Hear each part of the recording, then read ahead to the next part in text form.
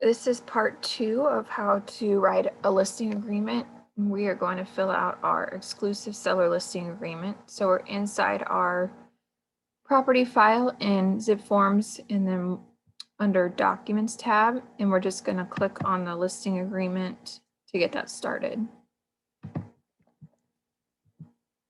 So the listing agreement's pretty self-explanatory. You just need to go through and fill in the blanks on this top part here. So this auto-populated the city and the county and the zip code for me once I started typing in the address. So 3 Abbott Lane.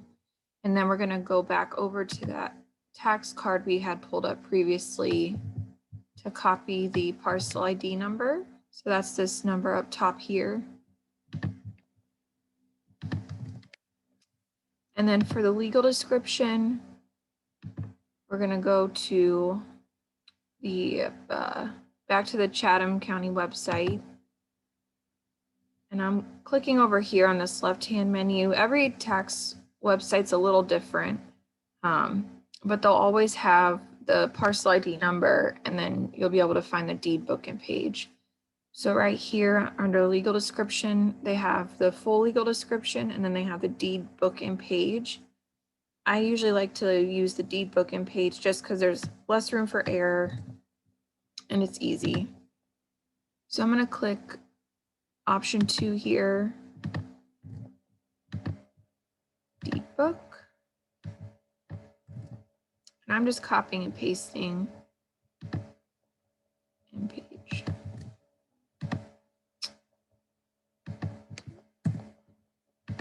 So that's that. And for section 2, we're going to go over the list price and list period. So for our list price, we're going to list at $450,000. And this is new on the 2021 listing agreement forms. There's a beginning date of your listing agreement and then also a beginning date of when the property is available to the public. So to protect yourself, you're going to want to put whatever day you're writing up the listing agreement as the beginning of your agreement period. And then if you are waiting a week or 2 weeks to actually list the property, that's the date that you're going to put here that it's available to the public. So we are going to go active on February 1st. And they agreed to have the property listed for 1 year. So we are going to then put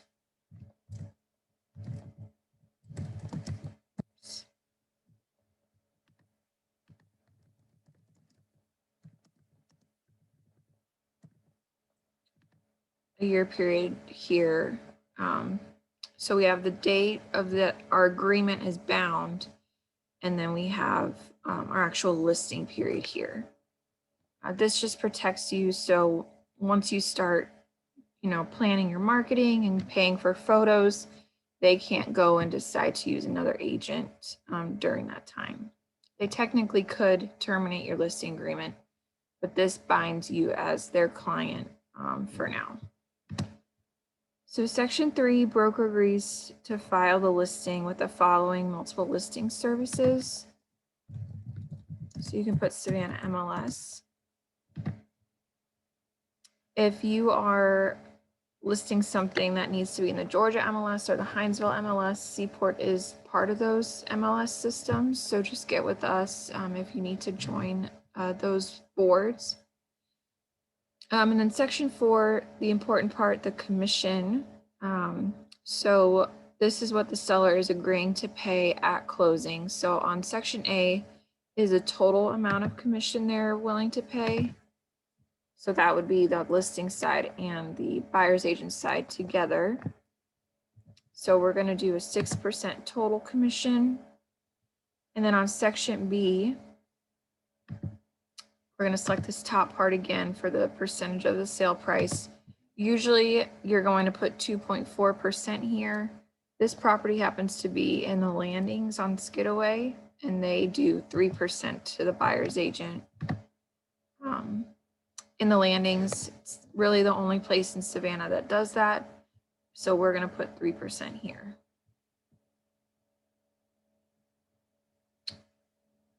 Section C, this is also a new section in the 2021 forms. In here, you would put if there's going to be any case where the commission to the selling agent or the buyer's agent might change. So if you like to include something in your MLS listing that says if you as a listing agent show the property first to a buyer for a buyer's agent, if you go open up the property for that buyer, then the buyer's agent's commission will go down to 2% instead of 2.4, or 2.4% in this case instead of 3%. You would put that here to disclose that to the to your seller. So that's a new item in the 2021 forms. We're not going to worry about that in this case. But if you do include anything like that in your listings, you'll need to put that there. Section D has to do with leasing a property. So if there's a chance that the seller may lease the property instead of selling it, you could put something there to protect yourself to earn some sort of commission if they end up leasing out the property. With Section 5, we will need to fill in the protection period. Our standard is 90 days. Section 6 is what Seaport does not offer as an agency relationship. So you're always going to do dual agency, sub-agency, and then down here, seller does not consent broker to act as a dual agent. If you have any questions about this section, just get with us. But we don't do dual agency at Seaport. So we can, if you're ever in an instance where you are representing both parties, just get with us on how to fill that out on your offer. Section 7, you would select one of these items if there was some sort of special situation when listing the property. If it was a short sale or bankruptcy, you would select that here. Usually you won't need to select anything there though. And then Section 8, you're going to want to select that the seller does authorize the broker to assist to the extent requested by the seller in negotiating the terms of and filling out a pre-printed form contracts for seller's review and approval. So the next step is just going to be to go down to page 8. And as always, whenever you're filling out these contracts, you're going to want to make sure to go through and actually read through all these items and get familiar with it beforehand, just so you, if your seller has any questions, you're able to explain it to them. But now we're down to Section 10. This is where we're going to select those informational packets that we're including for our sellers to initial. So we have the ABCs of agency, the lead-based paint pamphlet, protect yourself when selling a house. And then also any exhibits, we're going to have them fill out. So we are doing the lead-based paint exhibit. We are doing a seller's property disclosure exhibit. And a community association exhibit.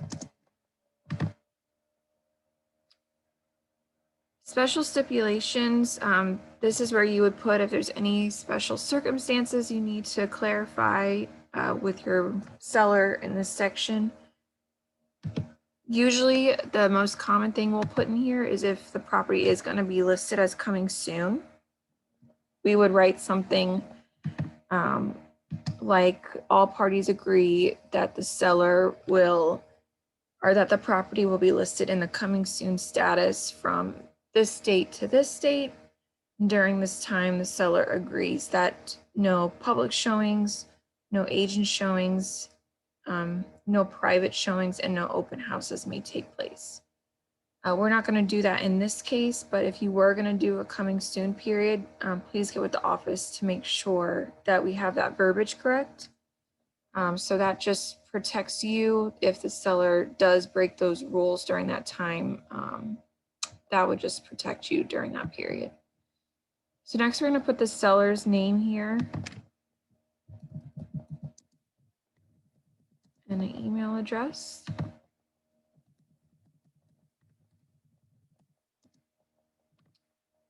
And then the last thing you need to do is just fill out the rest of your information.